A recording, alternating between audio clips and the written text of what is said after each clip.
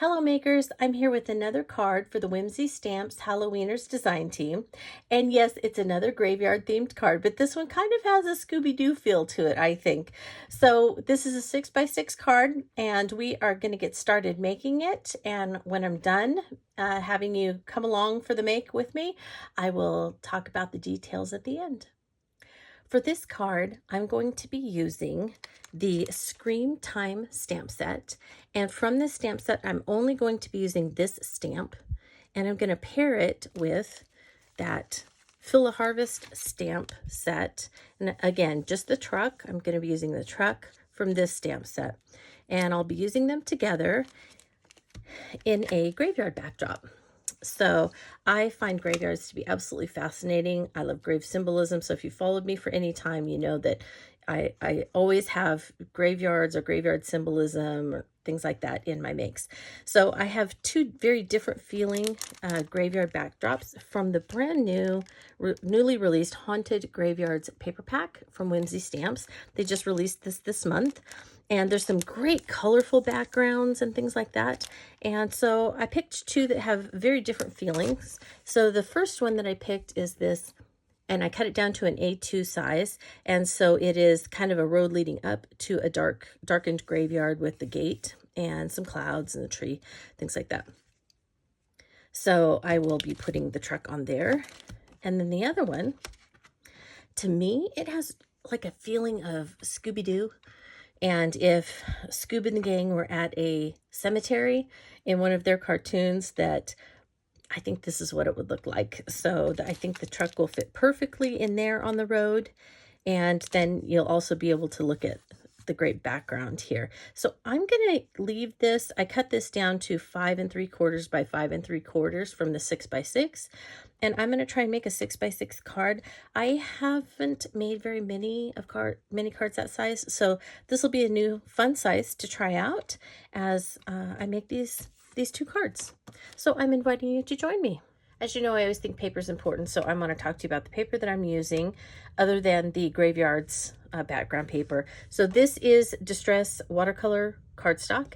This is the rough side and this is the smooth side to it. I sprayed it with some water and then sprayed it with some Antique Linen Distress spray stain, as well as I spritzed a little bit of pumice stone. So that's the gray bits that you see here and there.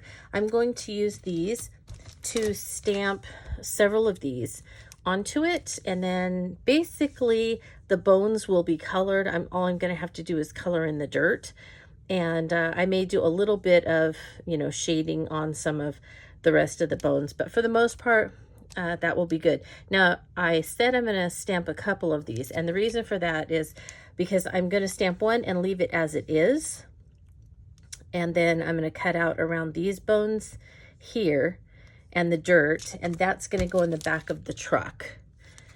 And then I also want to cut some extra hands, arms, feet, skulls, and have some of those kind of down on the ground, as well as some of them I'm going to try and have them peeking out the back of the truck, because I'm also going to stamp the truck a couple of times again.